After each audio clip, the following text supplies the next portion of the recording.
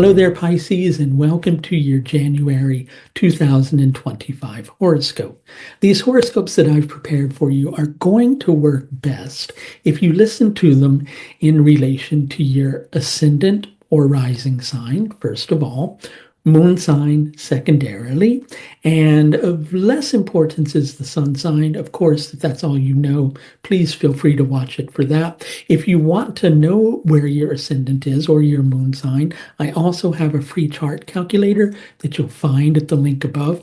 Also, horoscopes are great, but they can only go so deep. So I highly recommend taking a deep dive into your own personal astrology, which you can do by scheduling in one of my services linked above.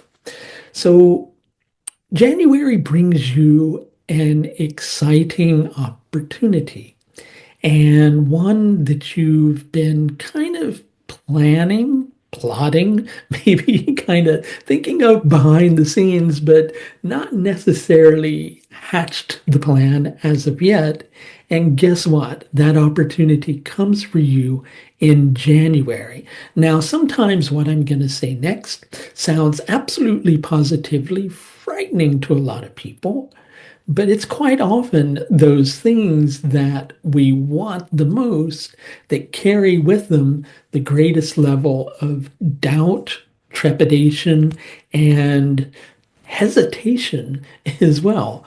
But there's no need to be concerned. These are all just emotions. They're all part of the process, and they're all part of the road of you getting reacquainted with yourself in January. But doing so is going to involve a process of having the strength to begin to let go of a very significant relationship in your life.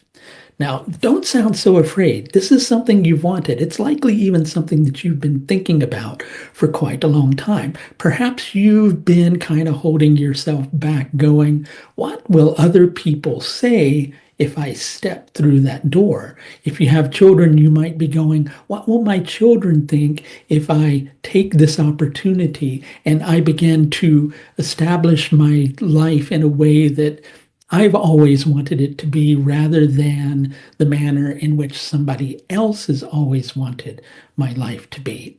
Quite often, too, when we're shifting away from a key relationship, we're having to let go of things that we have shared. Now, some of those are experiences that we've been through together, and we have to work through the whole process of, melancholy, of remembering the good times, but equally kind of recognizing that, maybe a situation has reached its sell-by date and it's now time to move on. Sometimes we also, if we've been sharing security through financial arrangements with another individual, it requires us beginning to recognize that now we're needing to establish that on our own. This is an opportunity, and it's a very golden opportunity. And that you may, if there are those of you that have children, and you're working through a relationship issue with a significant other where that's beginning to move on and there's concern for the sake of children, not to be worried about that. The more your children see you putting energy and effort towards your own happiness, the more you're mentoring them to do the same. But one part of you may feel somewhat concerned that, well, you may be setting a bad example, or you may be going against what somebody else really wants. To be fair, this is more about you, and maybe on some levels more about you having a fear of letting go, more about you having a fear of starting a new chapter in your life than it is about somebody who you've perhaps either been teaching or sharing experiences with, or B, a child, if you're somebody who has children, somehow being upset with your decision that you make.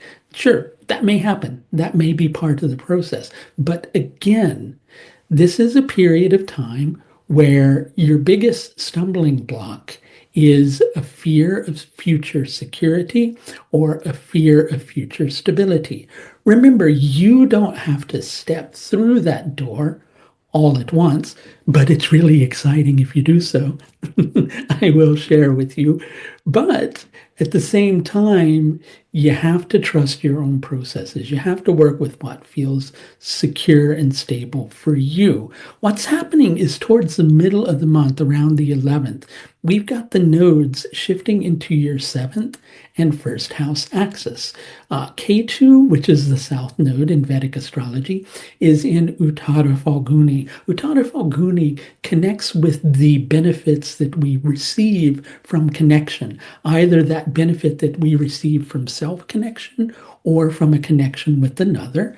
And Rahu, the north node, is going to be shifting into the first house. And Rahu's in Uttara Bhadrapada. Uttara Bhadrapada reveals deeper and deeper layers of ourselves that we perhaps weren't aware of. So it's an opportunity to get reacquainted with yourself. Perhaps along the way, you may have to kind of face that dark side that thinks about sneaking cookies in the middle of the night or doing all sorts of other things that, perhaps are not always the most responsible thing in the world. But like I said, sometimes accepting a greater opportunity also requires a greater deal of responsibility. You may, towards the end of the month, find yourself in a position where you're going, I don't know if I'm ready for this yet. That's okay. This can go at your own pace. It can go at the pace that you want it to. But you're likely going to find that you're more ready for this than you think you are.